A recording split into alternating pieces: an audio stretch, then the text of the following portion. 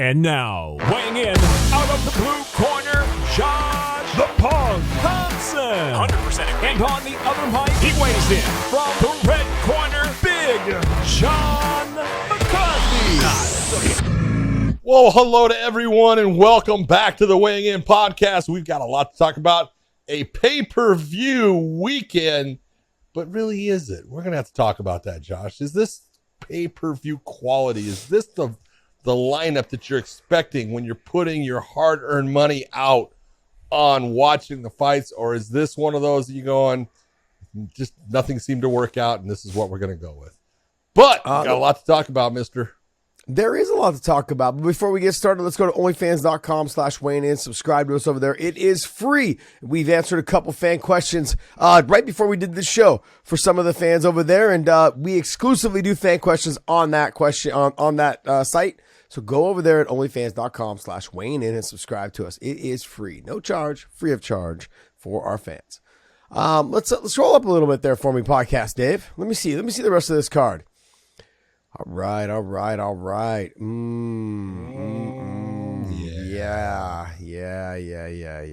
Ooh, John.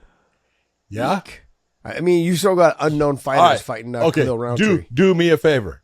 Yeah. So you're looking at the list. Yeah. Take a look at the names. Rate this 1 to 10.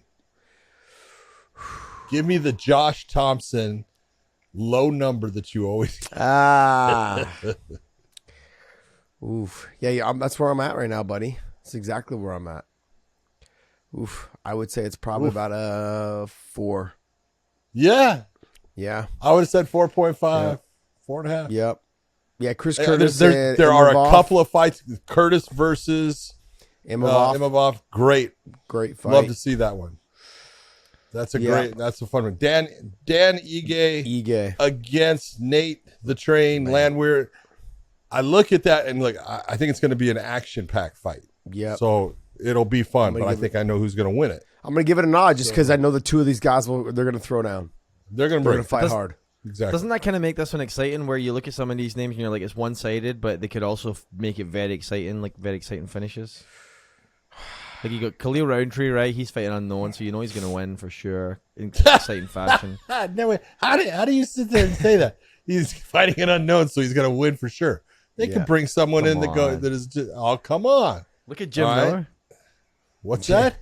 Jim Miller just had like a last-minute opponent, and he destroyed him. Yeah, but you can't just go by that. Yeah, I don't know. I look at this, and there's a lot in here that you look and you go, especially you've got to look at the main card. Wow. And when you look at the main card, there's fights on here that I go, look, I think that's a good young fighter. Mike Malott, good young fighter, very talented. Adam Fugit, talented, but they're not pay-per-view main card guys. Not yet. I'm not saying they won't be, but not yet. It's just, I mean, they're getting their shot. I know this, they've got bumped up and stuff based upon the card and everything, but I don't know. I just look at it and just, John, when you not sure. When you're looking for fighters, they need to, that don't have a big name and you're putting them on a pay-per-view, they have to be like the main event of the prelims, or they have to be the first fight on a stacked main card so they get the name recognition. Yeah. Right now you have the main event and the co-main event. I think are the only people that, there's a couple people on here that they know, but they probably don't know their opponents all that well.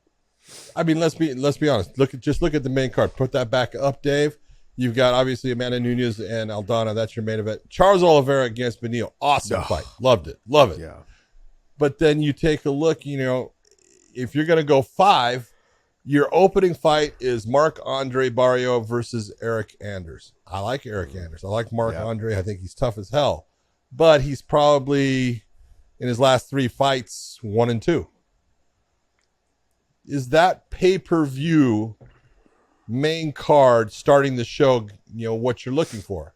Mm-hmm. No, I'm wrong. He's 2 and 2 in his last. Yeah. So, but I don't know. It's just not, it's not. How many times have we saw Michael Chandler versus Dan the Hangman Hooker as an opening? Okay. That's an opening kind of pay-per-view. Oh, that's what I'm looking for. This one, that's what I'm expecting that I get to see from the Apex Center for free. I'm just being honest. It could be a great fight.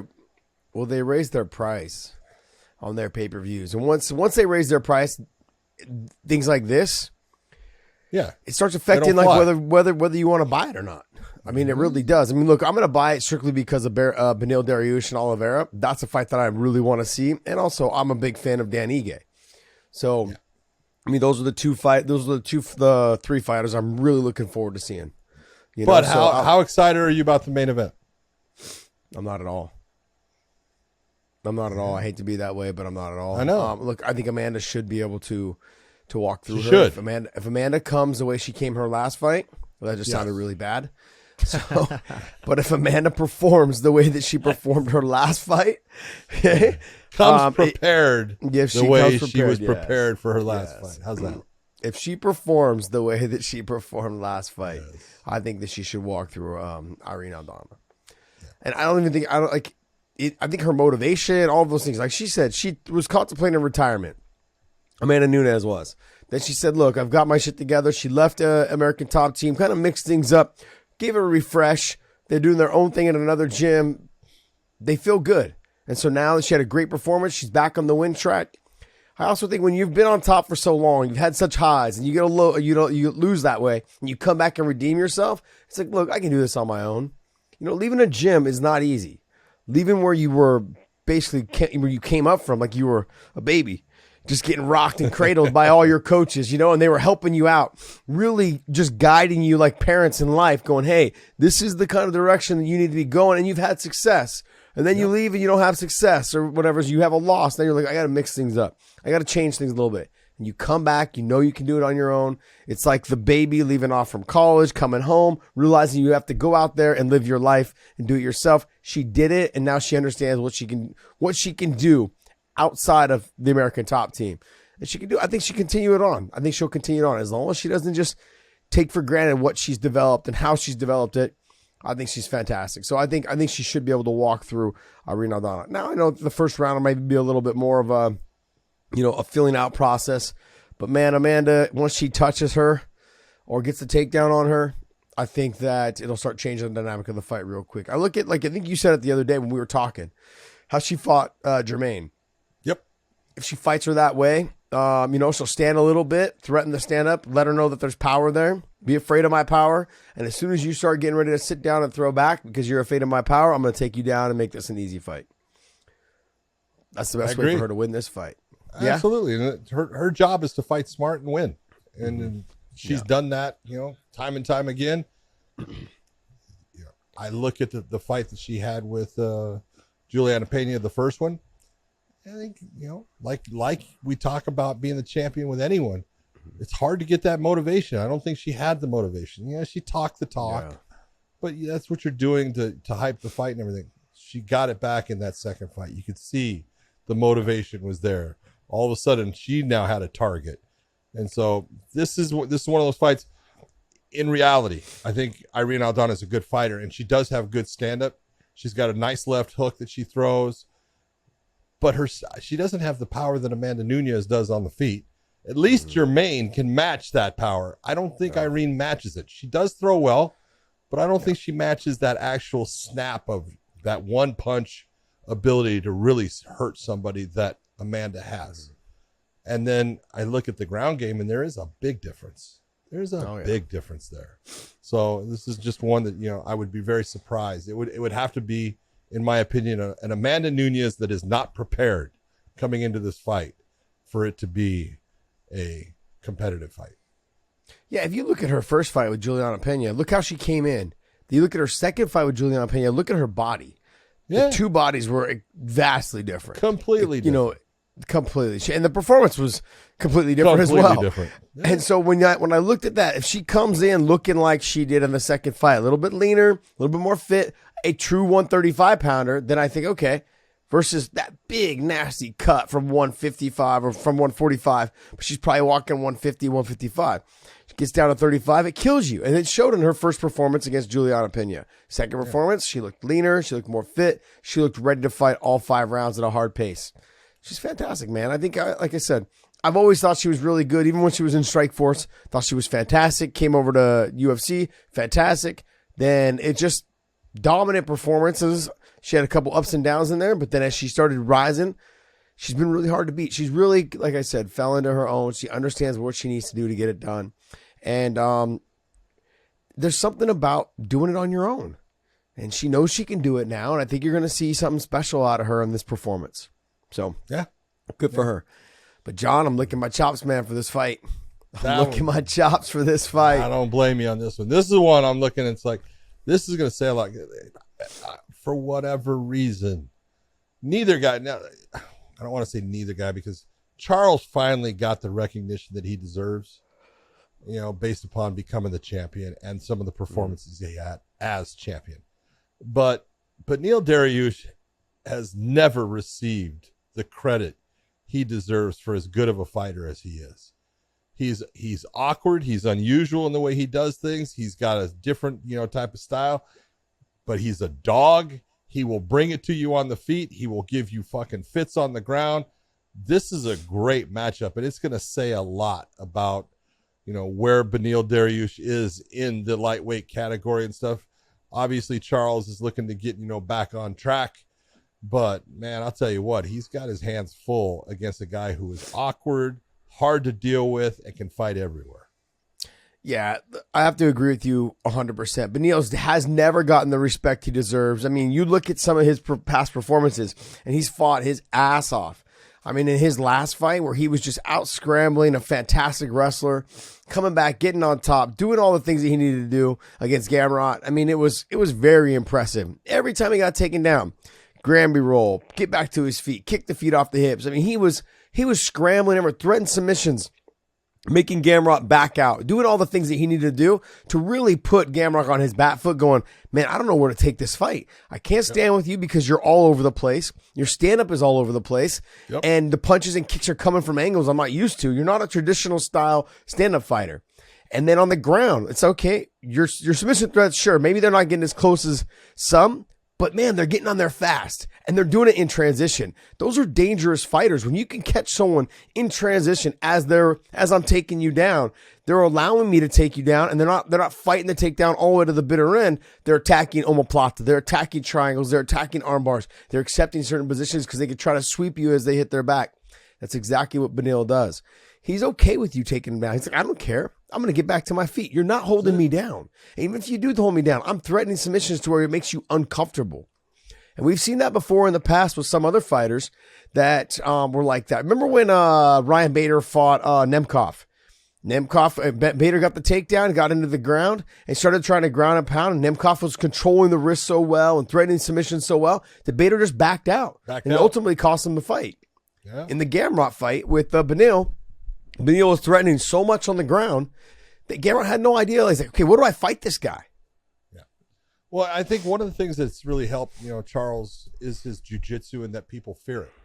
And the one thing that I'm telling you right now, Josh, Beneil's not gonna fear. He'll respect Charles Oliveira's ability, but how's that better? Yeah. But he respects his ability on the ground, but he doesn't fear it, and he'll go after him. He is not going to be that guy that's going to, I'm not going to go to the ground with him. He will go to the ground with him, and he will challenge him there. Well, John, it's a great matchup. You have to remember, as good as Charles Oliveira is on the ground, fantastic. And I've said this over and over again. I think he's probably the best grappler in the game right now. There's other guys that sure have more accolades, right? Like Vieira, Rodolfo Vieira. He's got more accolades than him, but inside that cage, it's not the same. So Charles to me is the one that, yeah, exactly. There you go with Crone. But when they get in there, it's not the same. Exactly. It's not a grappling match. It's a fight. And Charles Oliveira can fucking fight. Yeah. You know what I mean? So when I look at Charles Oliveira, I'm thinking to myself, he's got all these things, but Beneil can submit him. I think he can submit him. You look at Jim Miller submitted him. Islam Makhachev has submitted him. Now, both those guys are fantastic, but Beneil's no different. Beneil's absolutely no different. He can do this thing anywhere. And, man, I'm pumped for this fight because how does Charles react after his loss submission-wise? Because that's what he's been known for. What is he? I believe he's a submission leader, right, in the UFC? Has the most submissions? He's got the most submissions. Most submissions in the UFC. And then to get submitted in his last fight, going, man, I'm the best guy in the game, and I got submitted in my last fight. Now you have Beneil, who's not afraid to take this fight anywhere and has the threat of submissions. Doesn't always get him, but he threatens the hell out of him all the time. And he gets the job done on the feet. The confidence is there for Beneil. Charles, after losing the title, got to get back to that title shot. There's a lot weighing on his mind, I think, too. When you are the number one submission guy and you got submitted your last fight, are you performing the way you were before the fight? Does a win put you right back there? So many things going through Charles Oliveira's mind, whereas Beneil is just focused on one thing. Win this fight, title shot. Win this fight, title shot. That's all that matters to him. He's that person that I've done everything. UFC's telling me I get this win. It's right now or never.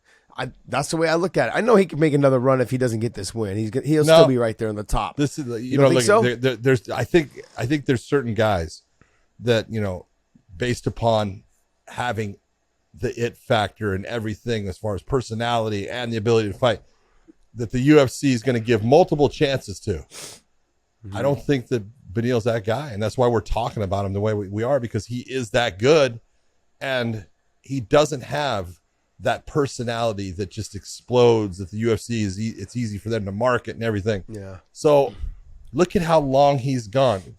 Dave, do me a favor, pull up Dariush's record real quick. I know it's 22-4, but how many wins in a row does he have? 8 wins. 8 wins in a row. This is the same, and you'll get into, they look at certain people and go, hey, we love the personality. We love the fighting style. We're going to push this guy. 8 wins in a row, and you can take a look. There's some good fighters in there, and some of those, look at, I'm going to pick out Scott Holtzman. Scott Holtzman really turned into a good fighter, good wrestler. And if you go and watch that fight, Josh, he destroyed Scott Holtzman. It was ugly. I mean, he just annihilated him. It was that bad. And he fought Tony Ferguson. It wasn't close. He won every round easily. And like you're talking about with the Gamrot, he's that level. He's that good, but he doesn't have that it factor as far as I think the UFC looks at it. So that's why he's got all these wins, and he's still knocking at the door, but he hasn't freaking walked through it. But this to me is a marketing fuck up on the UFC's part. Because let me just tell you this: pull up his picture. Pull up his picture. Yeah, but look at get up on his face. Hit the little. He is a good looking son of a gun. Look at that salt and pepper hair. I would be marking the shit out of this guy. Dude, he had salt and pepper hair when he was doing when he was like 22 competitions at my gym. He's a good-looking guy. Let me see that picture. Look at that. He's got one. There you go. Look at that. Tell me he's not a good-looking guy. The ears are a little big because of the cauliflower, but hey, whatever. You put that guy in a nice suit and tie, that guy's rocking it, man. Women are digging him. I'm telling you got to market him. The salt and pepper hair. He's got all the soccer moms' panties in a bunch. He's got them all. They're all there. I'm telling you, he hits home with the soccer moms. He's got to hit it, man. I'm telling you. UFC's making a mistake. But I also look at, though, when I go back to his resume, you look at some of the fighters when he fought Tony a little bit past his prime, beating Gamrot at the peak, which is perfect. They put him in this situation. But if he has a performance like he did against Gamrot, against Charles Oliveira, I think they're going to put him into the title shot, but they're going to have no choice in terms of putting him in the title shot. But I think if he has a great performance like he did against Gamrot, he's got to stay busy. So as soon as he gets this win over Oliveira, if he does get this win, you put him right into the Islam fight. Islam's ready to go before the end of the year. It makes sense. You have that fight happen. Now it keeps him busy, keeps him fresh in the fans' mind. I mean, when did he fight? October of 22. That's been a long time, John. I know he was scheduled to fight earlier, and then Oliveira got hurt, so he was out. And they wanted this fight to happen. But you got to keep him busy because you got to keep him fresh in the fans' mind. This is remember, you and I have this talk all the time. My big complaint, with Bellator is that we've got to have more shows. We got to be more active, so it keeps all the fans at home more, keeps our fighters in the fans' minds more. When you're a fighter and you're making your run, you can't afford to take 8-9 months off. Now I know this is not his fault. You got to stay fresh in their minds. If you want to grow, you want the fan base to grow, you want people to chatter about you, you got to stay active online on social media, be in the Bilal Muhammad's, in the Hill, where the Conor McGregor is not even, he hasn't fought in forever, but people still talk about him. Okay, let me ask you this question then. Okay, because we do have the tough out, and I'm not too sure that you're going to even see Michael Chandler versus Conor McGregor. Yeah. Okay. But we'll say that it happens. We'll say that it happens, and we'll say that Dariush. I'm not saying it's going to happen. We'll say Dariush beats Oliveira, and we'll say that Conor McGregor fights Michael Chandler and beats Michael Chandler. Who gets the shot at Islam Makhachev? Who is the guy that gets the shot? The winner of Dustin Poirier and Justin Gaethje. So you're saying Dariush doesn't get the shot even if he beats Oliveira? Even if it beats... No, I know. Dariush is going to get the next shot, period. No. He's going to get the next shot, period. I'll tell you what. If they fought on the same night, McGregor fought Chandler and won, and Dariush fights Oliveira, that would make McGregor, 2 wins in his last 6 fights or something like that? Mm-hmm. And they would give him the title shot over Dariush. No. You know they would. They would. You're confusing me because the Chandler and I don't know where you're getting Dariush is going to fight. Dariush is going to fight now. He's going to fight Islam before the end of the year. The Chandler and Conor fight is not happening. I don't think that fight's going to happen, Josh. I'm not saying that. But I'm saying it's not going to happen. If that fight happened on this card, okay? There's a lot of ifs, John. You're really making this tough for me. No, but it's very simple. What I'm saying is, what if Barbie came with hand grenades? What if, John? What if? If all those wins, this would put him at 9 wins in a row. And if Conor beat Chandler with 2 wins in his last 6 fights, they would give that title shot to Conor. It's about money. But here's the thing. If I'm Islam Makhachev, I'm taking the Conor fight over Benil. And so there you have that as well. You have certain fighters, especially with the history of Islam and the Khabib. Conor fight. Which one's the more dangerous fighter now? Oh, absolutely. It's going to be Islam. And so is Benil. Benil's more dangerous than there you go. Than Conor. I understand what you're saying, but they're looking at, we've said this before, and we're going to continue to say it over and over. They are running a business. They don't give a crap. I read some stuff online, and especially in our comments, about how Dana pays the judges and blah, blah, blah, for certain fighters to win. I'm like, Dana doesn't give a shit. Dana doesn't care at all. Who wins? Dana used to care, okay? Doesn't care anymore. He used to worry. He used to care, and he tried to control. How can you make it to where this guy, this guy's going to win? And he realized you can't. If it's real fighting, guys are going to lose. And so he learned, it doesn't matter who wins. I can make money off of the guys that win, and I can make money off the guys that lose. I just build them back up. Yep. That's their job. Yeah, they don't care. Look, when you're making $350 million a year in profit, you don't give a shit. You're doing what you're supposed to be doing for your investors. Yeah. That's it. I'm showing you that I'm making money. And the problem with that, John, is then you end up with cards like this. $75 or $79 on pay-per-view for two. And I know there's 3 or 4 other good fights, but that's not pay-per-view worthy. That's not pay-per-view worthy. And you're going to steal at home a lot of these in MMA, and especially in the UFC, pay-per-view worthy is you're expecting 5 fights that you want to see. 5. Yep. So my biggest complaint has always been that we could potentially end up with it leaning towards boxing with the price going up, and you may start only seeing 2-3 good fights at the most. This is the kind of thing that you're looking at. And what's made MMA so popular was that you paid for 5 good fights and you got 5 good fights. With boxing, it's been 1. That's it. Randomly, you'll get the co-main event will have 2 good names, but they're generally up and comers that are really making a name for themselves because the main event fighters don't want to pay the people underneath them because they're the ones ultimately paying them. It's coming out of the main event card or pay-per-views or whatever it is. 80-20. This fight. Go ahead. No, I was going to ask you, do you think that based on how the quality does dip, right? All these pay-per-views are the same price, and the quality does dip throughout the year because you can't, 12 pay-per-views a year, you can't have every one be stacked. You have to. Should they have tent poles? Should they have tentpole pay-per-views? No, the tentpole is the pay-per-view. That's what you call a tentpole. Is a pay-per-view.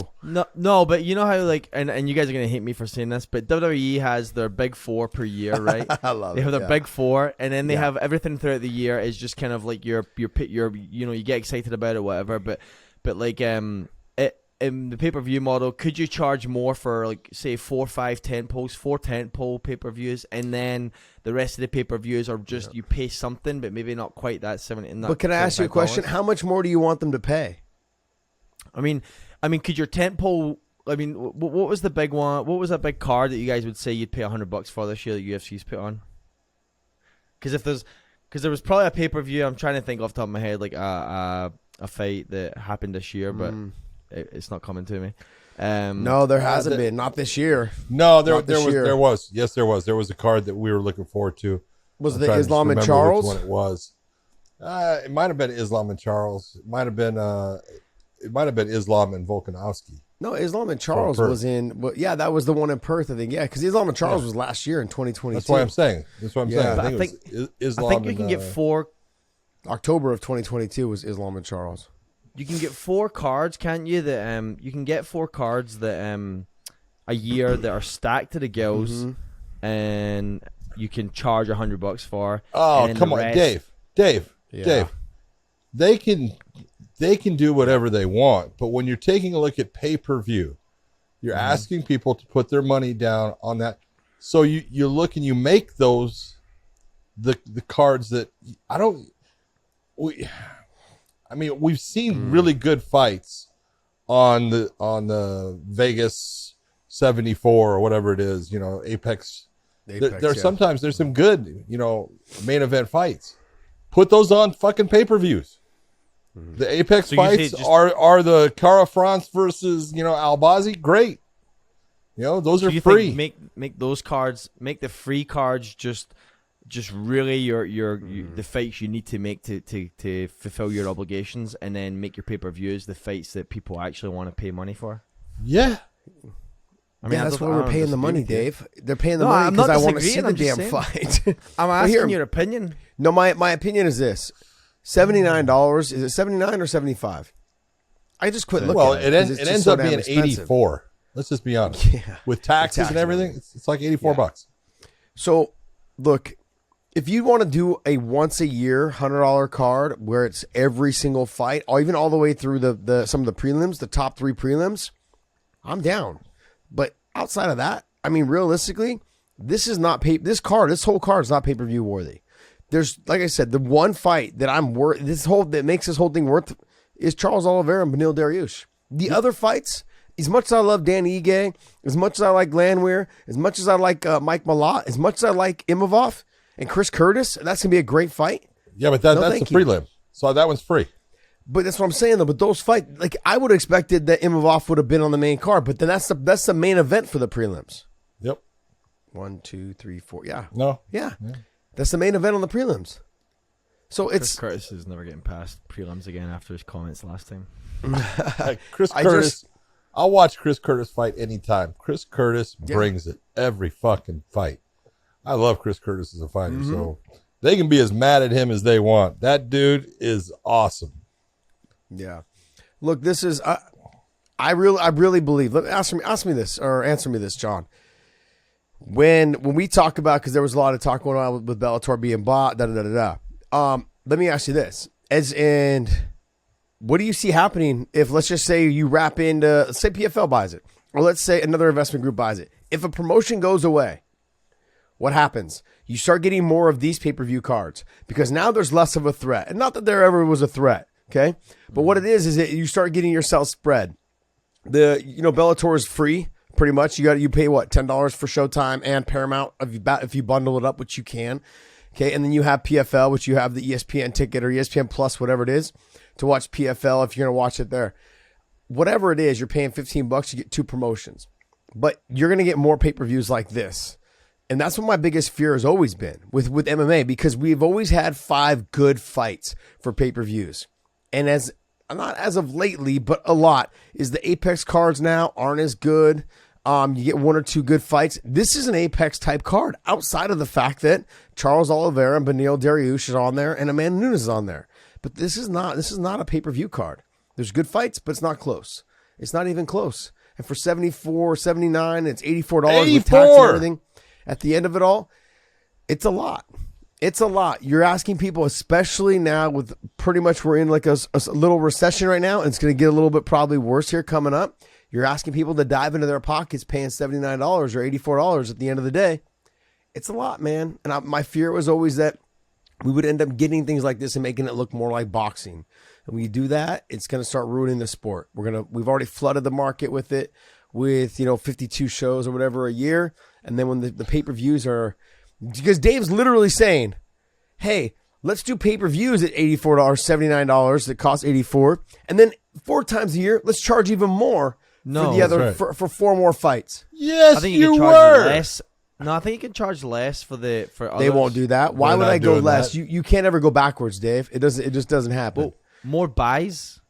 No. Like, if you went doesn't less, matter. you get more buys. If I'm making $15 more per pay-per-view, I don't care how many people buy it. I'm making more money. I mean, I know you care how many people buy it, but I'm saying, why would I go backwards? And I would just have a stacked more four more. How many times have you seen any promotion, be it in MMA, boxing, whatever, go backwards in their price? That doesn't. They're not with the type of inflation that's going on across the country right now. They're not going backwards, buddy. Everything's going up. Everything. Well, man, I don't know if it'd be if you call it backwards as much as you would call it restructuring. That's backwards. Have you seen the movie Good Will Hunting? And the guy's like, hey, how come I got let go? His old management was restructuring. He's like, oh, I got fired. He's like, I got let go. Oh, man, management was restructured. That's great. Ultimately, I think the UFC's doing Beneil injustice because he's marketable. He's got a great fighting style. If he can finish Charles and kind of put himself on the map and kind of start making this happen, oh, man. This will go into the next one. Who does he fight next? I think Beneil will end up fighting for the title.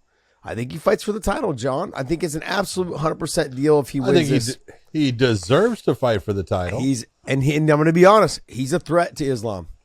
The way he fights is a threat.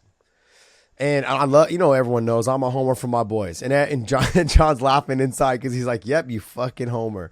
But I'm a homer, man. But I love watching Beneil fight. But Islam, he's very straight up and down. He understands, like, if punches come in a normal direction, which is the way that Charles fights, which is the way that some of the other guys, they come with a stiff jab, they come with a straight right, good left hooks, good right hooks, whatever it is. Everything is traditional. Guys like Beneil, they fight very awkward. Punches and kicks come from different angles.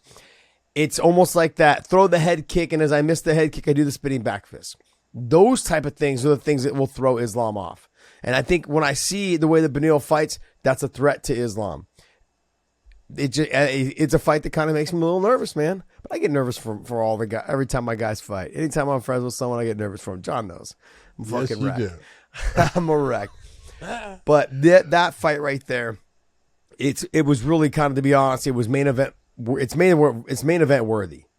Absolutely. So, but I mean, I know Amanda's the champion, so you're gonna put her there in that spot. Oh yeah. You're gonna put her, but then let's go back to what you were talking about, John. You've got the BMF titles on the line against Gaethje and Dustin. The winner of that, do you see the winner of that fighting the winner of Dariush and Oliveira? No. Or no. Sorry, the winner of Dariush and the winner of Dariush and Charles will fight Islam, but the winner of Islam and this fight will end up fighting the winner of that. Because Islam hasn't fought either one of those guys. No, as it actually takes place, that makes sense that it could happen that way, but it's that's a ways down the line and everything. But yeah, when you're looking, you're saying you've got Poirier and Gaethje. I mean, they're almost exactly the same in their last 8-10 fights. It's close as far as the records. They both have had championship fights. They both lost. They both fought Habib. They both lost to Habib. But they both fought Chandler. They both beat Chandler. They've got all these things that are, just very common, but they've had that one fight between them also, and that fight, don't forget that fight, because they both had their moments in that fight. Gaethje had his moments, and then Poirier had his moments, but yeah, I could definitely see the winner of that being the person sitting in the number one.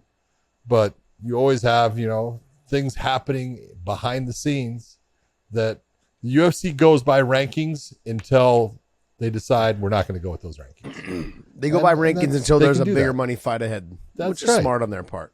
Absolutely. Their job is to make money. I'm not putting them down for it. It's just that at times you can look at someone like a Beneil Dariush and go, man, that's just not fair. Yeah, it's true. But like I said, I think Beneil, if he gets an impressive win, a dominant performance, doesn't even have to get the finish. I would like to see him get the finish. If he gets a dominant performance, I think there's a good chance that puts him in. I know it puts him in the title shot, but people start buzzing more about him because the way he fights, it's almost like, I almost consider it careless, because he knows he can fight anywhere. So At times. all right, let's move on. All right, you got Mike Malott against Adam Fugit. Look, it's a good fight. Malott has come into the UFC. I believe he's got 2 fights now in the UFC. He's looked good. He's done what he's supposed to do. You know, he's Mickey Gall. That's the one I really remember. You know, he knocked out Mickey Gall, and he's looked great doing things. He's good. You know, I can't say anything bad about him. Same with Adam Fugit. He's come on and he's really turned it on. He's doing good. That's a good matchup. It's just not a pay-per-view card main event. Yeah, I mean, not. Well, you have main 9-1 versus 9-3. I mean, the two of them should have a great fight, you know. But I mean, honestly, I'm looking more towards Dan Ige. I love Dan Ige. He's a grinder. He can get out there. He can knock. That should be a war. It should be both a guys war. come forward and both guys take big shots. Both guys tough as hell. Both guys do have good chins. I think Ige's got a little bit better chin, but you know, Nate, he has proved himself to be tough as nails, and he's got, I don't know, he's got something in him. He just doesn't stop. He keeps coming after you, and man, he's got that confidence that he can do it to everyone. So, you know, that's a fun fight to watch. It doesn't have any true meaning, I guess, if you're really looking about. Yeah, I think it would move Nate up in the featherweight division, but it's not putting someone in a position for a title fight or anything like that. No. But it's a fight if you want to watch two guys bite down on their mouthpiece and go after each other. I think that's the one. See, Dave, to go back to your question, though, is that John just hit on it right there a split second ago. If I'm going to pay $79 or I'm going to pay $100, as you were insinuating, which is just fucking ridiculous. Okay, 4 times a year, by the way. 4 times a year. Me, you're going to be there soon. Watch. Yeah. If I'm going to pay that, I want almost every fight on the main card to have some sort of title implication. Yeah. If I'm going to pay that kind of money, every single fight on that main card needs to have some sort of title implication. Am I now the number 1 seed to fight next for the title, or not fight next for the title, but have one more fight to fight for the title? Like, every fight should have Charles Oliveira, Beneil Dariush worthiness. You know, like, hey, this winner of this potentially is going to fight for the title. It doesn't make any sense for me to continue to pay more. If it doesn't have title implications for $100, oh man, you're killing me here, Dave. I mean, $400 a year, it's ridiculous. But Josh, I'm not saying that that's the card that is $100. My point is that you can charge less for a card like that one, and you can charge more. So you take a look at. I just pulled up the Leon Edwards and Kamaru Usman one, right? Gaethje and Fiziev, which could have been tight. That's a great title implications. Yeah, you look at that fight and you go, yeah, that does have implications, because if Fiziev beats Gaethje, that's moving him up into the upper echelon, and he's the guy that you can look at for a title fight. Gaethje is keeping himself in title contention. Down there at the end, Vettori versus Dolidze. That would be, to me, not title implications, but that puts one of them right That's there. close. Hey, one more fight. One more fight. I mean, that's one where you look at Dolidze was on such a run that he beats Vettori in that. He's right there. But he lost a split decision. Like Sanhagen and Vera. Sanhagen and Vera would have been a good one. Roll with me on this. So if that England card had Vera and Sanhagen and Jan and Davis Valley, right? I had them on there, and you could take any 2 fights out of the main card from Edwards Usman.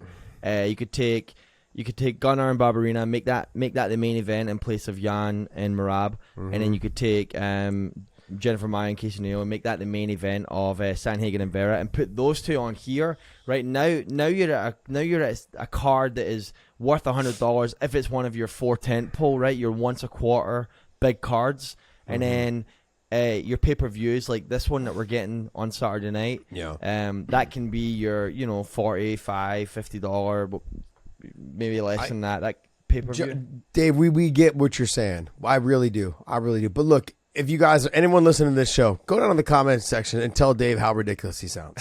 Okay, because I mean that's what I don't look, and I understand. I understand. I'm not trying to pick apart what you're saying. I'm simply saying with what's going on right now across the country, inflation, recession, people, people losing their jobs, even here in the Bay Area, Silicon Valley. I mean, I believe Facebook just did 15 or 20,000 layoffs. That's a lot. I mean, so when I'm talking about everybody. Like that $100 4 times a year, that's $400. People are going to be hurting to feed their families, all these type of things. It's a lot to ask right now. And I'm not saying you can't do it down the way.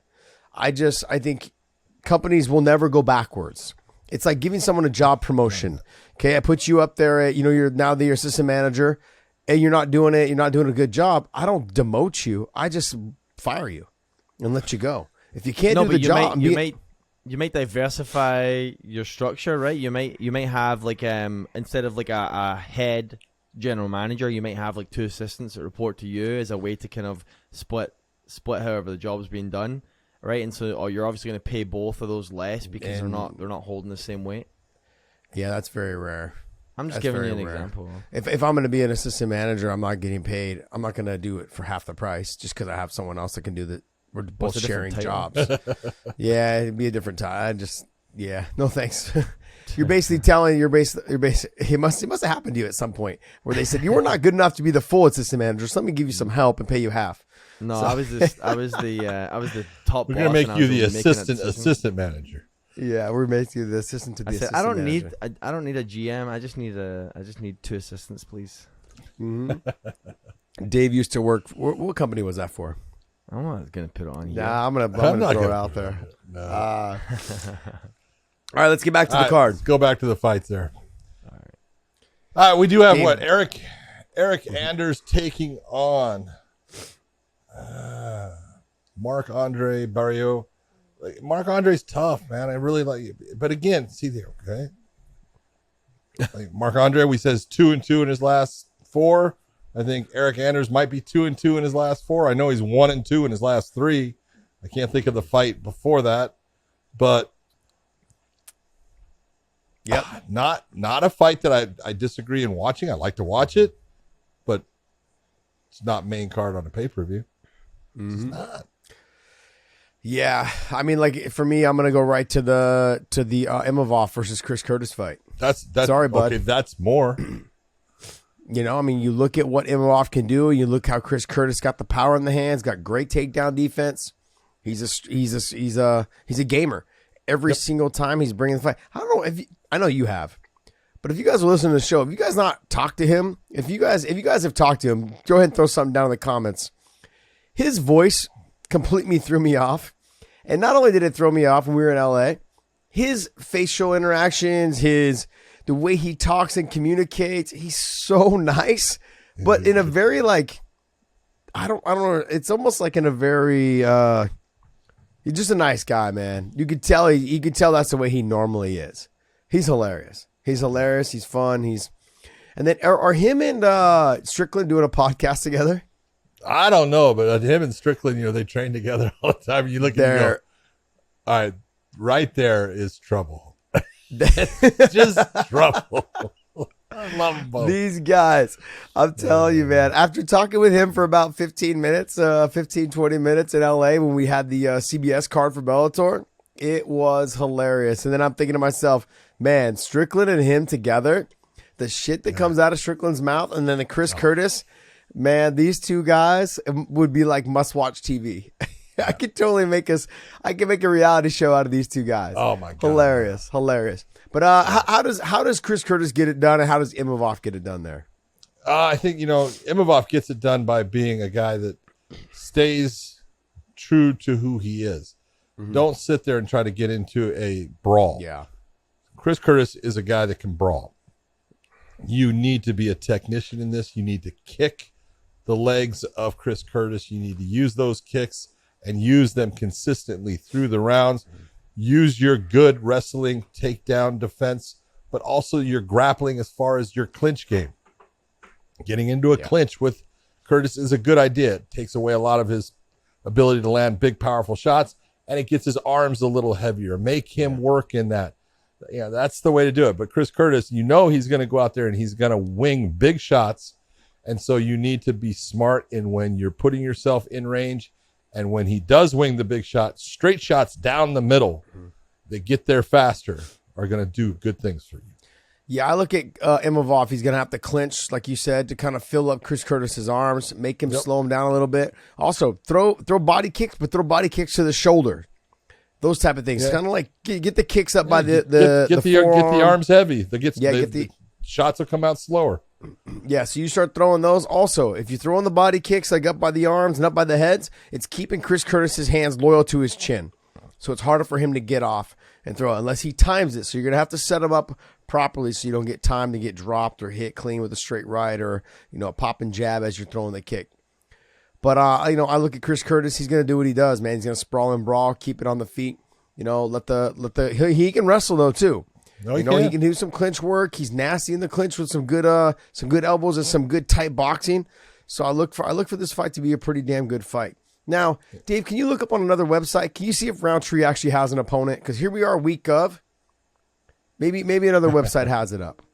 So let's figure it. But Khalil's good. He's powerful. He's got heavy hands, big kicks. He's a dog. He will come out and he'll grind after it. But if there's anyone that they have him matched up with. No, so the last thing I'm seeing is Chris Dacus out. Usually Sherdog's good about having the opponent up to date. If I go to UFC.com, for example, you'll see it probably still has Dacus on there, even though he's out. What about Tapology? Would they have the card? Yeah, I just went to Tapology right now. He's not on the card. Yeah. Okay. Right. Here's UFC's main card. Got it. Khalil. Nope. He's not even on there. Not even on there. No. Nope. Yeah. I don't think he's going to be there. All right. Well, then the fight fell off. Yep. All right. Well, let's get into the next fight. Yeah. Miranda Maverick coming off of a very nice win against Jasmine Jasdavidius. I can't say her name. Jasdavidius. I don't even know. Is that is Jusavit? Jusadavidius. Anyways, let's just call her Jasmine. See? Jasmine. Miranda against Jasmine. Look, Miranda can fight anywhere, actually. She's got good stand-up, but she's really got a dominating ground game. Jasmine, very good fighter. This is a good matchup. I think Miranda just has a little bit more in the power, the strength, the control. Not just in the power, but I mean, Miranda on the ground's not bad. No, she's pretty good. So when I look at who can mix it up and who has the better all-around game, I think Miranda does. And Miranda's, the way she's built doesn't make it easy for people to get around. She's got the thick legs. She's got the thick. She's built for. She's stout. She's stout, man. So she's got some power in the hands. She's a little fire plug. So I'm looking forward to seeing her. Pull up her record there for me, Dave. So she's got her win off of Shanna Young, and then Sabina Mazo, 2 big wins. Good job. Rear naked choke in one, unanimous decision on the other. She lost to Erin Blanchfield and Macy Barber right before that. Yeah, I remember the Macy Barber one. I remember that. I thought she beat Macy Barber in that fight, as I recall. Yeah. Macy was going through some weird shit at the time, whether it was the gym or whether it was personal stuff. But whatever it was, Macy Barber's kind of fixed that. Click on Macy Barber for me. Click on Macy Barber. I'm making Dave earn his money today. I tell you, man, he's going to go all over the place. No, scroll down. I want to see her record. There we go. Okay, so Andrea Lee, Jessica I, De La Rosa, Miranda Maverick. She lost to the current champ Alexa Grasso, and then Modafferi. Modafferi is the one she blew out her knee. Yeah, that's true. That's right. I remember that now. Yep. And the Alexa Grasso fight, but the Miranda Maverick fight was a split. I remember her. She didn't deserve to win that fight. So, Miranda Maverick's good. She's really good. Good all the way around. Going to be a good fight. But I'd like to see the two of them meet again here soon. That'd be a good get back fight for both of them to show who was actually the winner. I agree. Good stuff. All right, John, is there anybody else on this fight you want to talk about on this card? Nope. All righty. We're going to wrap this up on the UFC talk for this weekend's pay-per-view. And, keep an eye out. Make sure you guys watch that Charles Oliveira Dariush fight. Start throwing some recognition behind Beneil Dariush if he gets that win, man. Give him some love. Mr. Salt and Pepper. Mr. Model, Runway Model. Not going to be easy to get that win. No, it won't be easy. It won't be easy. All right, next. What do you got for us, Dave? All right, let's throw in is the PFL here. PFL's got a good card coming up. Does it? Brendan Loughnane against Jesus Pinedo. That is a tough fight for Mr. Jesus Pinedo. But both guys come in liking to stand up and bang. And so should be a really fun fight to watch. I love the way that Brendan goes after his opponents, picks them apart. He gets that distance down and really starts working at him. We're going to see if Pinedo can alter his ability to do that.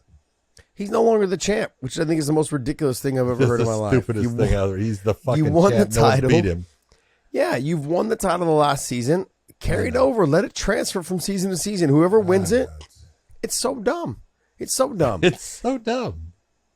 It drives me crazy, man. Well, but it's their format, and they can do with it as they want. But it just doesn't make sense that you have a guy that goes out, beats everyone the way he's supposed to, gets that title fight, wins your title, but because the year is up, now the title goes away. That's not. It's ridiculous. Yeah. Look, you know what I've liked? I follow Brendan on social. What I really like is that he seems to be taking being the champ and winning it very seriously. And so I think that you're going to see an even better Brendan Loughnane in this fight. I think you're going to see an even better one. I think he finally, like in the last season, he was believing that he was good. He knew he was good. He knew he had the potential of winning the whole thing. But I think what we have seen before in the past, sometimes when they win the $1 million and their purse and all these other things, they get comfortable. They get complacent. I don't think you're going to see that from this young man. I think you're going to see him come out with fire in his eyes and his hands. He's going to let it go. He may go out there and have too much fun that may cost him because he's somebody that I think he's lit a fire in his ass. I'm this good. I know I'm good. I know I can do this again. He's got a fire under his ass. Yeah. But it's the question of what's the fire. Because do me a favor, pull up Brendan Loughnane's record there. When's the first time that you saw Brendan fight? Make it bigger. There we go. Make it bigger. Even with my glasses, it's so small. Yeah. It was the Shaymore Moraes. Moraes fight? Yep. That was the first time I saw him. Yep. Okay. And I will tell you, I watched, the first time I watched him fight was back in ACB. I think it was ACB.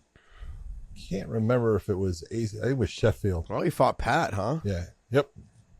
And he had a broken arm in that fight. In the Pat Healy kept fight? Fighting. Yep. Kept fighting the whole fight. And was right there in winning it. And he had a hard time stopping Pat in the takedown once his arm was broken. So did I. And son of a but bitch. then came back and won his next fight with a beautiful head kick win. And just in talking to him back then, you could see, hey, this kid, he understands exactly what he needs to do. But if you go up right there, Bill Algeo, he got a win. Yep. Now everyone understands how good Bill Algeo is. But if you recall, he got a win in the Dana White's Contender Series, and he went and had it was a win, and I think he did a takedown right at the end of the fight, and Dana was like, "Oh, I'm not going to take someone," and Brendan Loughnane's whole thing is to show Dana White, you fucked up, you fucked up, and I'm going to prove it, and that's what he's doing. Take a look at that record. He's really. Win. He's got one loss since that Bill Algeo fight. and that's against a stud in Movlid Kovalev. And man, I'll tell you what, he's got a fire under his ass, Josh, and he's that guy that wants to stay where he's at because he just wants someone to now want him and look at him and go, fuck you. Yeah. And that's okay. I agree. I'd like to see him come to Bellator. I would like to see him come to Bellator.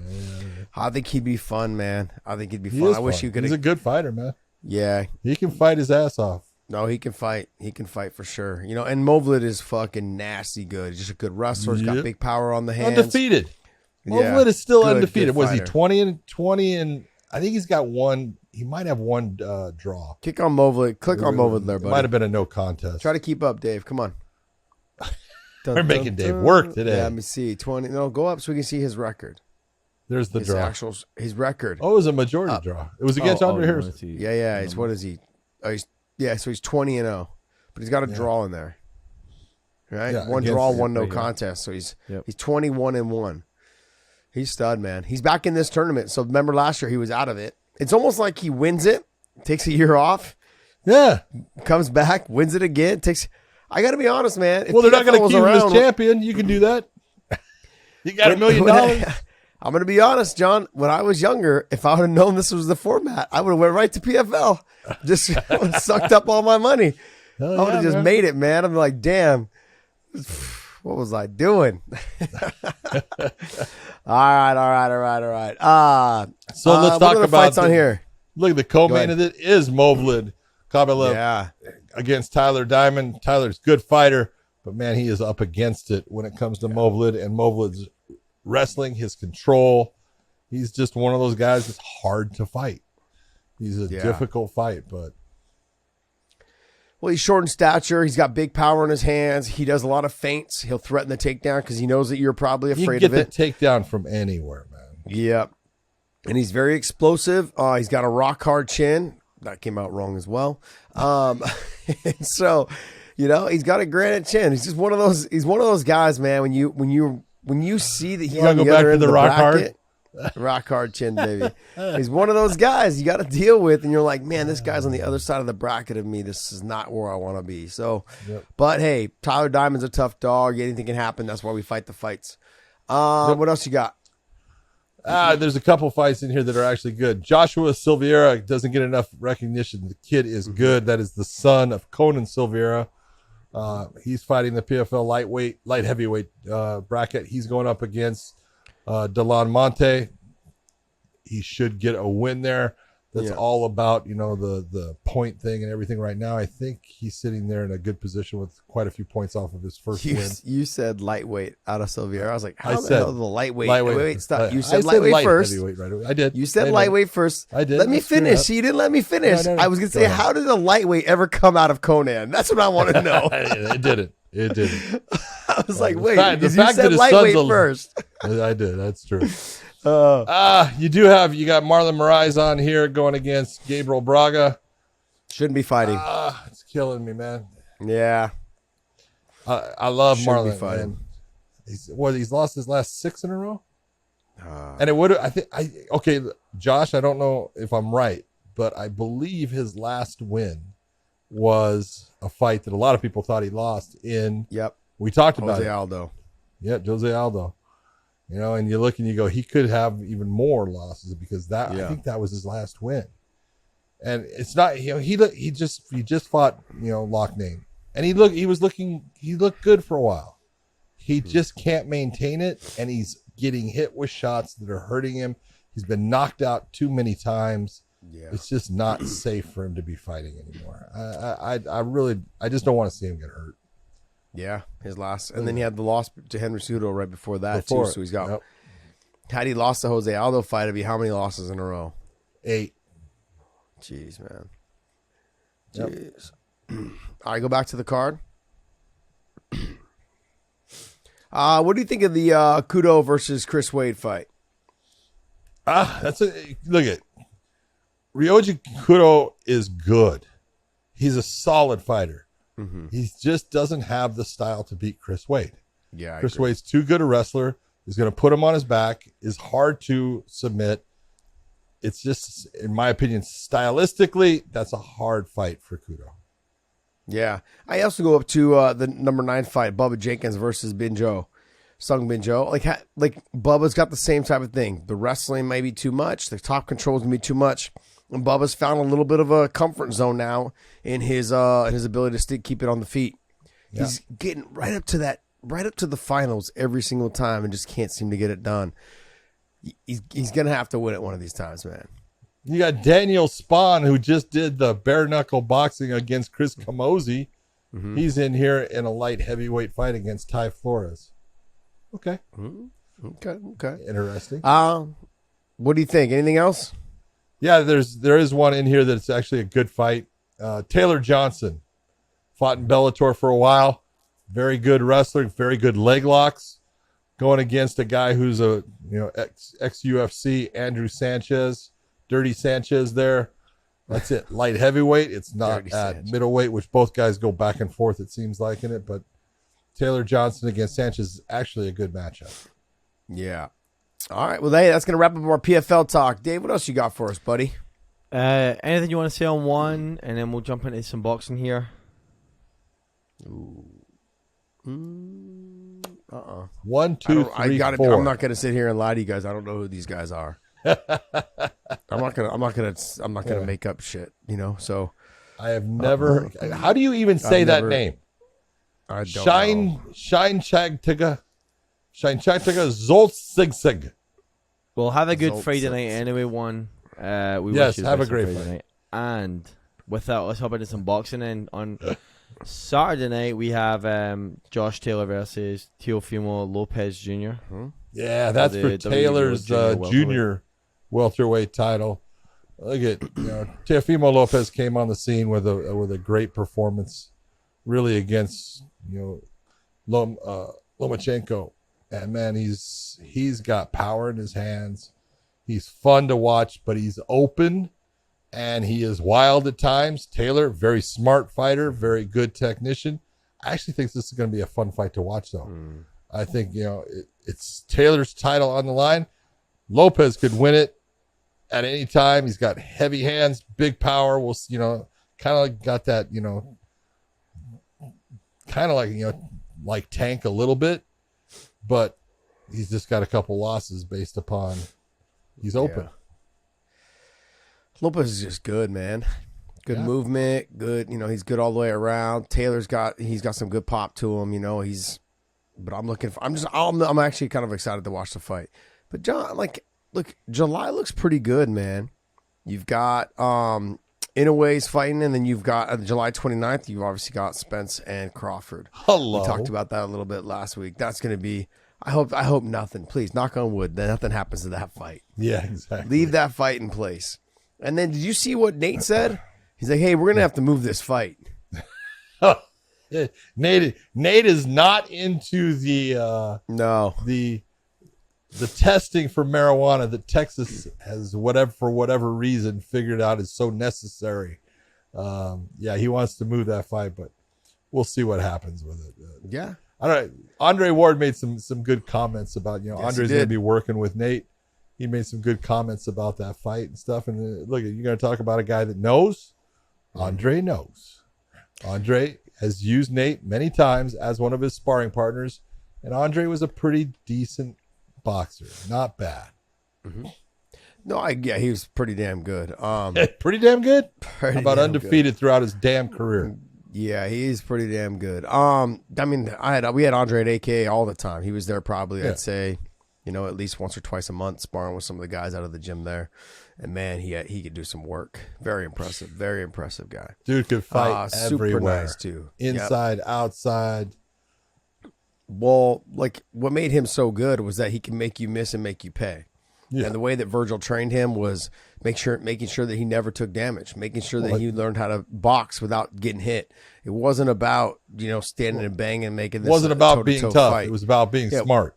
Yeah, it wasn't about showing your balls. It was definitely let me show you how sweet boxing can be, the sweet science of boxing can be, because he can do it. He can do it all, man. He was very impressive. He had a lot of good things to say about Nate. He's like, look, if we can just avoid Jake Paul's big overhand right, He's like, I don't see it being a problem. He basically said Nate will be there in those later rounds, and he's gonna be able to touch you, put the pressure, touch you, talk to you. This is the other thing, and I've said this before with myself. One of the most difficult things to deal with is somebody talking shit to you while you're fighting. If you're not used to it. And it's usually Jake Paul being able to do it. But if Jake Paul is getting backed up, we saw in his last fight, he doesn't fight well going backwards. He fights well when he's the bully. He's not a good nail. There's one good thing going for Jake Paul in this. He's bigger. No, Nate cannot flip him off in the middle of the ring. This is is impossible. True. He can give him maybe the up yours or something like that, but no flipping off. It's not going to work for him. Yeah, I look at this fight, and I have to agree with Andre Ward. If he can get past the first 2.5 rounds, maybe 3 rounds. Yeah, I go the first 3 rounds. But I think if Nate, just because he's southpaw, so the overhand right's not going to be as effective because Nate will just keep that left hand up. That's right. So that it won't be as effective. And Nate's also used to dealing with people that are right-handed and got the big right hand. So it's what gets to Nate is going to be the straight body shot, the straight right body to the body. Right to the gut, and then maybe a little overhand left, something like that. But I don't know if Jake has that kind of power in his left hand that he does in the right. Or he hasn't utilized it yet. Now, can Nate put enough pressure on him to make him respect him? Nate's not a super fast guy. He's not super fast. He's not super powerful, but he does present a problem with volume. He takes away your timing.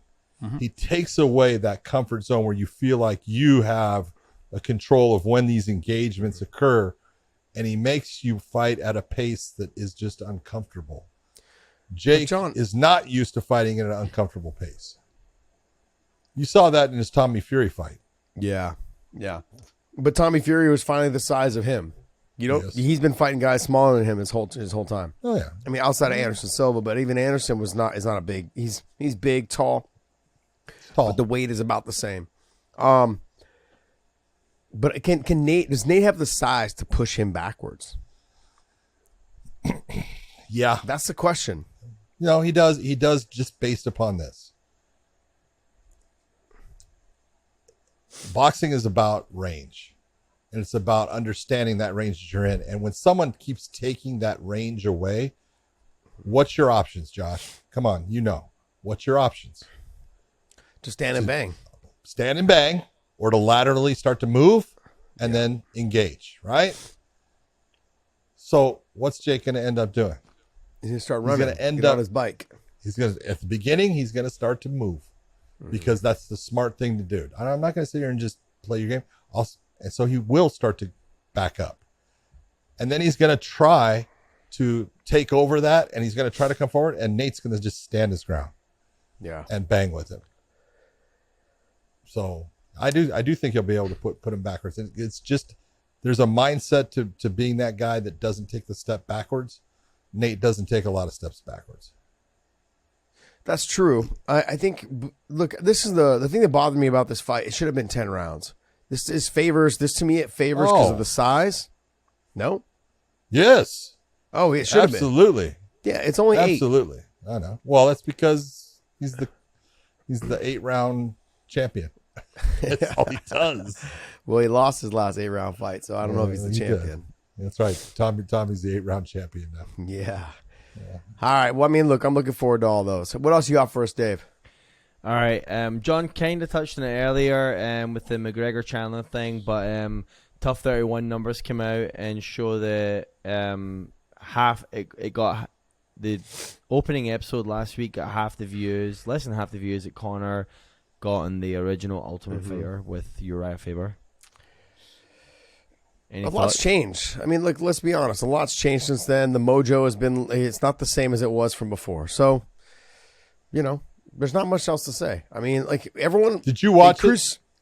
No. Did you watch it? No. I watched it. Did you? Watched it. I did.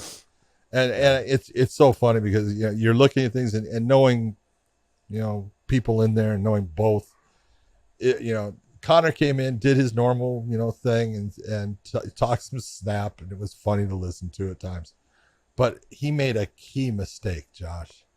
They're sitting there because you know how they used to pick teams, and you would pick one, the other guy would pick one, and it just went down the lines like They didn't do that. They had these guys in 155 and 135 pound groups, 2 groups each. Guys that had previously fought in the UFC and what they called prospects. Prospects for the 135s, people that had been in the UFC and had been released. Prospects for the 155, and people that had been in the UFC and been released. Mm-hmm. And as soon as I see it, I'm looking, and one of the first ones I see is Jason Knight is in the 155 pound, right? Jason Knight is just a fucking dog. Yeah. This is a guy that will fight till the death. He is just that kind of guy. And I'm sitting there and I'm like, okay, so how are they going to break this up? And they come up with this whole thing of if Conor wins the toss, it's this blue coin, red coin. If Conor wins the toss, he gets to pick what group. If he picks the 155 and he picks the prospects, then Chandler automatically gets the UFC, cast-offs. And then Chandler gets the second one. So Conor goes and he wins the toss and he goes with the 155 prospects. Stupid. And I was like, have you lost your mind? So dumb. And it tells you everything you need to know about what he looks at in the fight. I understand why he did it. But if you're looking at this type of situation, this scenario, this whole format, God know you want to go with the guys who have had experience there and everything, right? But so Chandler gets the 155 UFC rejects, and he immediately goes with the 135 rejects. So he's got all the guys that have fought in the UFC. I'm like, well, this ain't going to go good for Conor. Nope, it's not. I don't think Conor's going to win one fight. He may win one. He may win one. Yeah, I don't think he's going to win. He may win one. Look, the bottom line is, anytime you have somebody with that type of experience, you got to go with the experience. Oh my God! Now, don't get me wrong. There's going to be some young studs that are coming up. They just don't know what it's like to fight in front of Dana White and fight under the name of the UFC and fight in front of all. You've got Conor on one side, you got Chandler on the other. You've got corners that are from the biggest gyms in the world. You've got finally you're in the cage with the refs that have big names, right? Like all these things. You're like, man, this is a lot to take in. Yep. And you're fighting someone who has 5 or 6 fights in the UFC. They're not concerned about shit.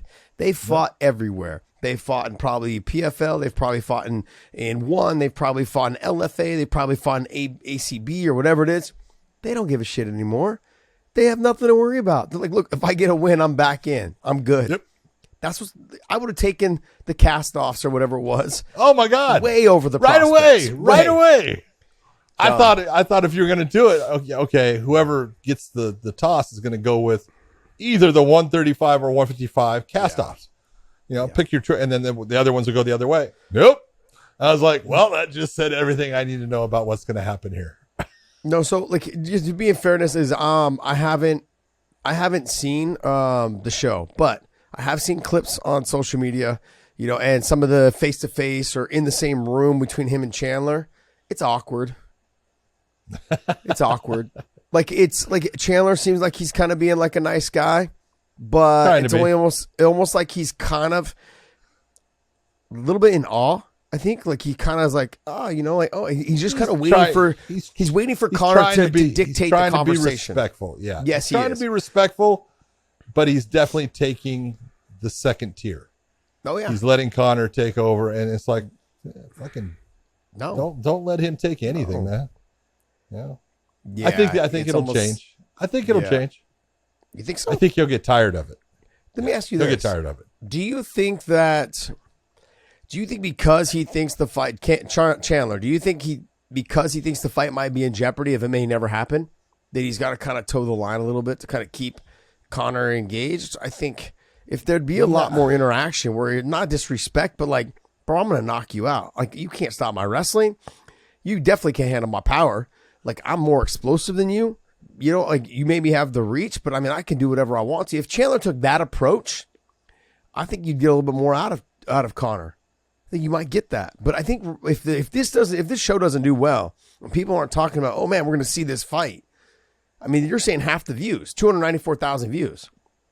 Yeah. If Conor's like looking at it going, hey, people aren't interested in me fighting you, why would I take the chance? Josh, what does Conor have to do for this fight to even take place? What do you mean? He's got to join the USADA pool. He already has. He still hasn't been tested. Oh, they Still. said he joined it, though. Yeah, no. Still Last no. week. No. Yeah, still no. Right, well, okay. You know, when he first gets tested, that's when he's back in the pool. Well, he's already signed He back has up for it, still so I don't know what not that means. been tested. So he's still not there. That means it's 6 months away. John, I'm going to have to check your sources, man. 6 months, dude. It's like... Yeah. Well, they had to give him time. I want to say this. I have nothing against Conor walking away. I understand, and I applaud him. There's no reason for you to fight anymore. There's nothing to prove. Okay? You've got all the money. Why do you fight? You fight for the money. Okay? You're a prize fighter. Now, he likes the attention and everything, and that's fine. Great, but you've done all these things in the fight game, and you've done things outside of the fight game, and you've been a winner in those. You got nothing to prove, man. Yeah. You know, what's the reason to do it? The only reason to do it is your ego. Yeah. Okay, if you want to do it, but then jump back in the pool and let's get a date, but you still don't see a date. No, and I don't think you're going to see a date for a while. I could see it potentially happening maybe like on the December card. I could see that. Like the year end. It's June. Yeah. I know. Okay, I know. And this is the whole point. It would have to be. So if it's not in December, it goes all the way to 2024. Yeah, it goes to the end of January or early February. Those are the biggest cards. But they always do that. The biggest cards are the end of the year, which is early December or right before, a week or two before Christmas. And they do a big card to start off the new year around the end of January or the first week of February. That's the way that the fight schedule goes. We know this. Yeah. I just don't know if the numbers, I think 300,000, sure, it's not the big time numbers that they're used to getting, but TV has changed. Let's be honest. We've said this over and over again. TV's changed. I look at those numbers and it says less than half. It's a different market. It's a different people look at things. They watch things differently. Yeah. It's completely different. It's a different era of TV. I mean, I can stream so many things that'll never be detected in terms of where I watch it from. You know, whether it's CBS, right. whether it's pay-per-views, whether it's what it doesn't matter.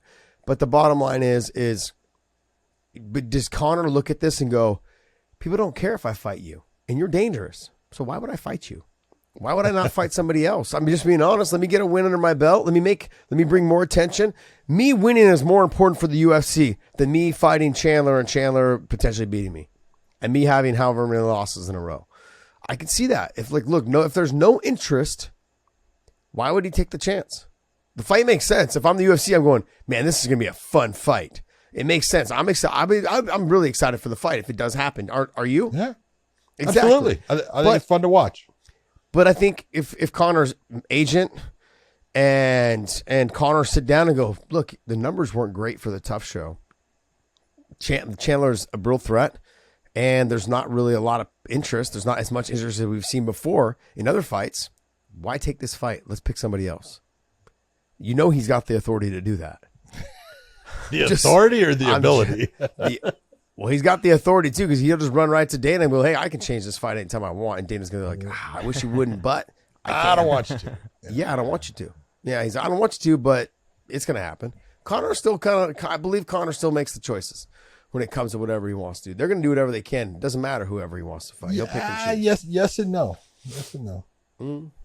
I do believe, when Conor was looking, after his fight with Khabib, he was looking for a fight. He couldn't get one because the whole thing with COVID, they didn't want to pay him the amount of money that, he made based upon, this is not good for us. We can't, I can't get tickets. Yeah. I can't put butts in seats. It's going to be, I'm losing money to do this. I think we're going to put you just put you on the shelf for a little bit. He was trying to get a fight. Couldn't get one. Understand. Next, what else you got for us, Dave? All right. Keep it coming, buddy. Keep it coming. Let's go. Yep. A fighter return that you may not want to see also. Chris Weidman is supposedly set to fight Brad Tavares in Boston, Massachusetts at UFC 292. Good. Return since the leg break. Good. Is it? I mean, he's returning as light heavyweight. Is that what you said? No. Since the leg middleweight. break. Middleweight. What'd you say? Yeah, What did you say? You said light something. I said since the leg break. Oh, Since the leg break. break. Speak Like- English, man. Jeez. It's killing me. Scottish people, man. I can't killing understand me, a man. damn word you said. That's so freaking funny. More Do you, American. I think if Chris comes out, I think this is his last fight. I think he wants to prove that he can make a return. I think this is his last fight. Okay. I think, and I know what, if for somebody like Chris Weidman, who's been around forever, who's a champ, former champ, I mean, a like I stud. look at it, and just an absolute, just a fantastic person. Yep. If I'm the UFC, I gotta let him do it. You know, but let's have a conversation. If you look great and fantastic, and the leg's holding up, and you go out there and you starch him or you take him down and submit him and control and everything like that, all right, cool. Maybe we'll have you for another one. But as soon as you lose, as soon as you look like shit, then we cut you. Or not cut you, but we say, hey, it's time to cut. Let's kind of go our separate ways. Let's just call it what it is, and you've aged out. I believe that, like in anything, okay, whether you're the president of the United States or whether you're a fighter or whether you're an athlete, there's got to be an age out process. We've got to just cut ties. And so it's just time. And so if he looks good, hey, we'll dabble maybe in another one. If he doesn't look good, maybe we just it's time to call it quits. But I think they're giving this to him like, hey, you went through the rehab, you did all the work. We're hearing, I'm sure that the UFC's hearing that he's been performing well in the gym. He's been a long layoff. He's put the work in. He can do everything well. Let's give him a shot. Brad Tavares coming off of a knockout loss, by the way, and just recently. So this fight will happen. When is this fight scheduled to happen? Does it say? Well, we've got 289 this Saturday, so it'll be 290 in July, 91 in August, this September. Okay, so September. So that gives Brad a little bit more time to kind of let his brain heal up a little bit. But he's back training. He's already back sparring. He's back doing all that stuff. So we'll see. What do you think?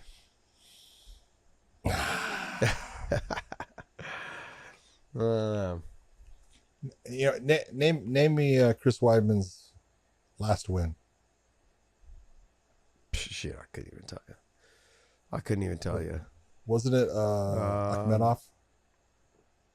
Omari Akhmedov, right? It was a close fight. Let me see. Oh, there it is. Let me see. It was a close fight. Yeah. Was it? Omari Akhmedov. Yeah. Then he beat Yep. Gastelum before that. Yep, before that. But those are his two wins since losing his title back in 2015. Yeah. Okay, 2 wins Ooh. since 2015. Mm-hmm. Well, you got to remember, after the Luke fight, he lost to Yoel Romero by a nasty knockout. Got TKO'd by Luke, but then he lost to Gegard Mousasi by TKO as well. Then he beats Kelvin Gastelum by an arm triangle. He was going, and he was almost knocked out in that fight. Yeah, that's true. I remember that. And then he lost to Jacare by knockout, which was at the time that Jacare was getting away from the grappling and the wrestling because it was just too much on his body. He got knocked out. But then he goes up to 205 and fights Dominic Reyes, who's a fucking mountain of a man. Should have never been there because he started started thinking to himself, I'm cutting too much weight. I'm not having great performances at 85. Let me go up. Okay. And there's the size of the guys is so much different at that weight class. So Omari Akhmedov gets a win, a decision over that, then loses to Uriah Hall with the leg injury. I mean, I have really bad allergies this year. This is horrible, man. I can't stand. My nose won't stop itching. Just wait till you're in Texas. Jeez. I look at. You're absolutely right, Chris Weidman. I look and with the UFC, if they're saying, hey, we'll give you another fight, so you come back off of that leg injury, I totally understand.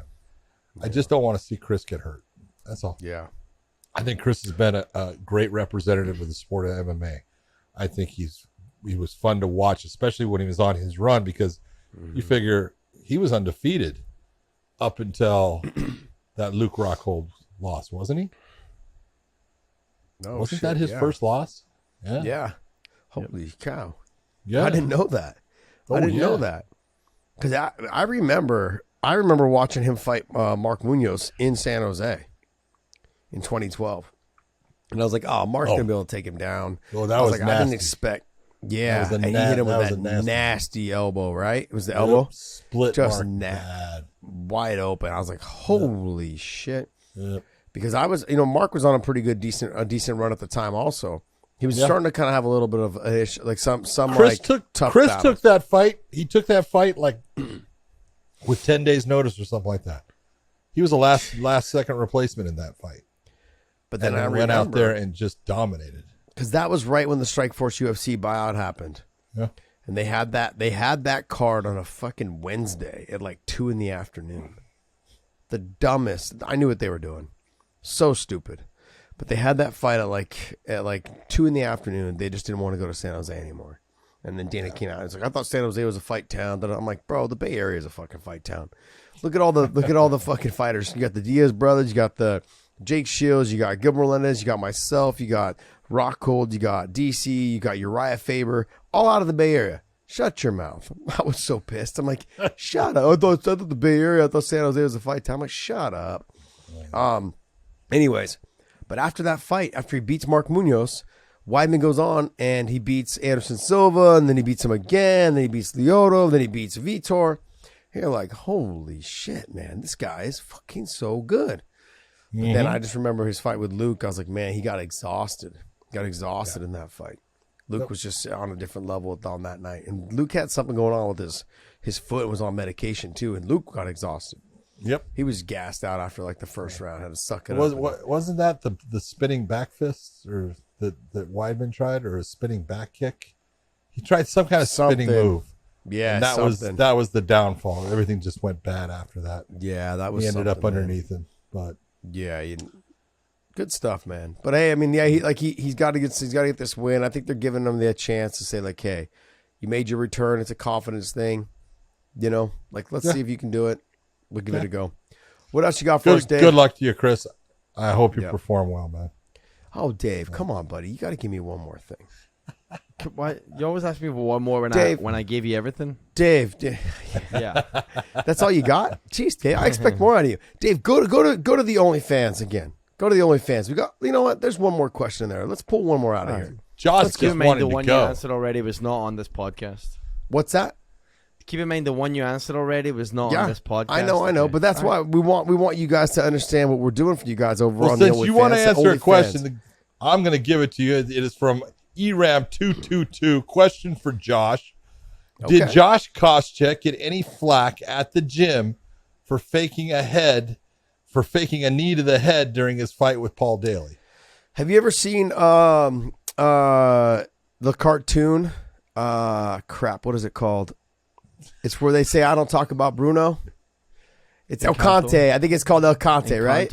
El Canto, yeah. Do you ever see that where they say we don't talk about Bruno? Like fighters, when your teammate does something like that, you go back to the gym, you don't talk about it, Bruno. You don't talk about it. Like we all just go, whatever. Yeah, he was smart. But, did he win? That's all we talked about. We just talked about winning. We're not trying to bring the negativity. We're not trying to bring this down negativity level. Let's go, man. He got the win, moved on. Paul Daly never fought in the UFC again after that fight. No, he did not. No. It was shitty because Paul Daly was one of those guys. Which was a shame. Absolute shame. Paul Daly was a fucking stud. He was a stud, man. Just love watching him. John, let's do this next one. Mark Woods. Could you see Islam becoming the first triple division champion? And if not him, who could be? Well, I think next week we're going to find out. Patricio.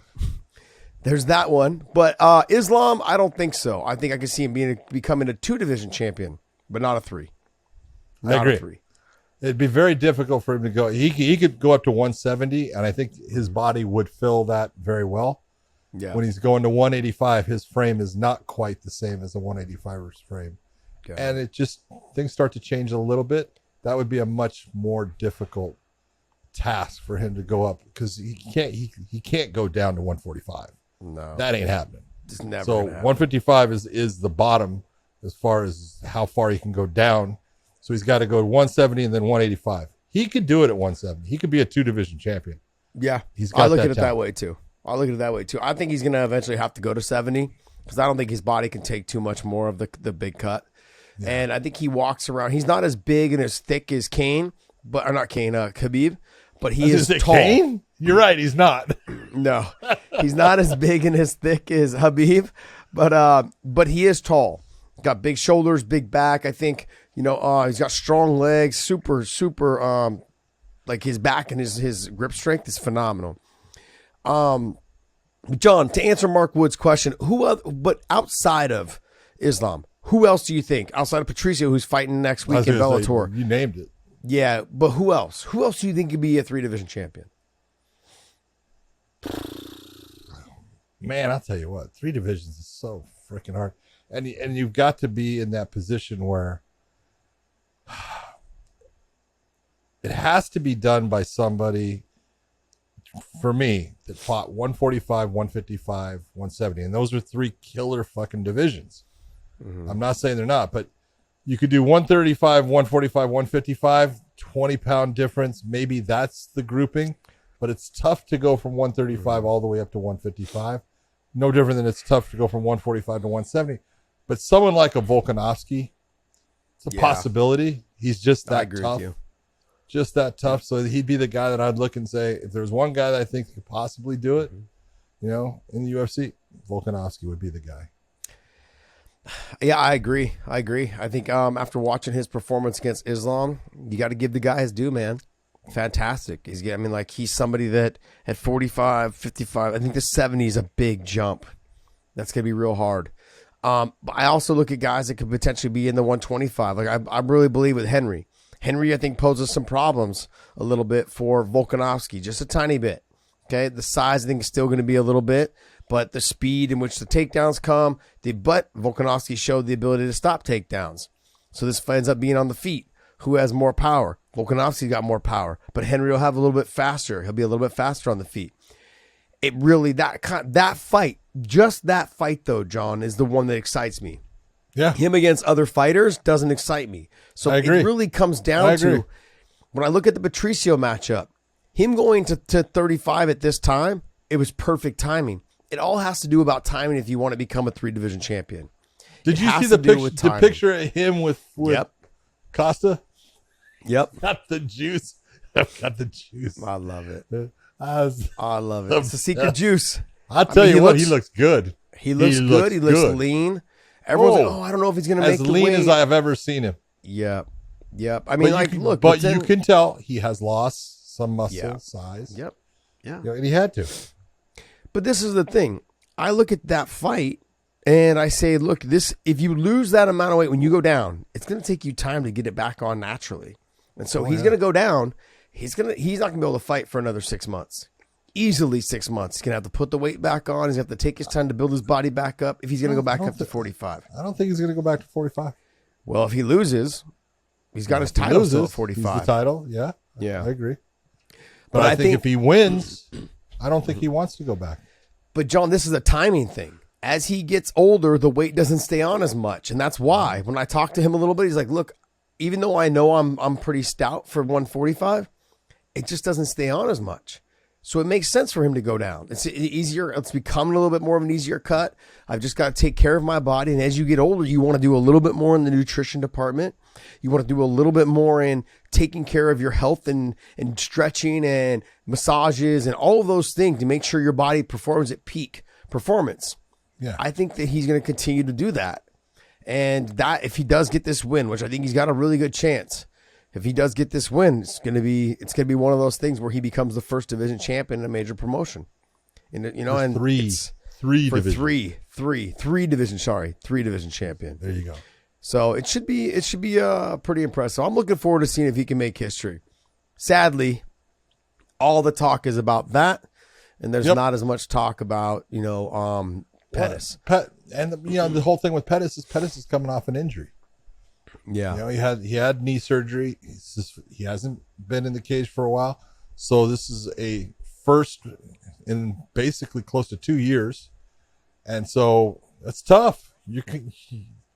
From the injury, you're the champ, and now you missed out on the Bantamweight World Grand Prix, and your first fight back is against a guy who is the featherweight champion coming down in weight. That ain't easy. I agree. Well, hey, Aram222 and Mark Woods. We answered you guys' question on the show, on the pod. Give us some love. Go out there, share the onlyfans.com/weighing in. Go over there and subscribe to us for free if you guys want to hear our fan questions answered on the pod itself, and also doing some special stuff on OnlyFans TV. Head on over to onlyfans.com/weighing in. Subscribe to us over there. It is free. Go to weighingInmerch.com. Pick up some of our short sleeve shirts. New designs should be coming out. Dave, we got to figure out what happened to our the shirt that we had drawn up by the artist that I had. Whatever happened to that one? Can we get that one made? It was hey, we'll talk about it off here.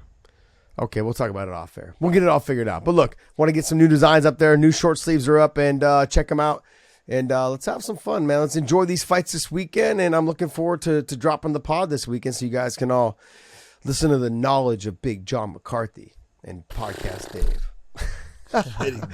But you guys heard the knowledge of Podcast Dave talking about paying more for pay-per-views. Just shut that shit out. Don't even bother with that stuff. Don't listen to that shit. Who the hell recommends paying more? Jeez, man. What a fucking shitty point of view. Mr. Bad Take fucking Podcast Dave. All right, guys. John, take us away, buddy. For everyone out there, thank you for listening. I'm going to go back to building roads going up the middle of a mountain. And my man Josh Thompson's just going to take in the sun, watching his son play soccer. Indoor soccer tonight, buddy. I got indoor soccer. Indoor soccer. Excuse me. Yeah. You don't get tan with the lights, dude. Played last night, man, and we're in the finals. Played last night. We're in the finals. And then tonight we're going to play this is the beginning of the new season of my Tuesday night league. So you play against one of my coworkers. Against who? Oh, did we must have beat him. I'll tell you his name. But yeah, we're a lot better. Go ahead, wow. John. Sorry. For everyone out there, I hope you're not as cocky as my man, the real punk, and we will see you.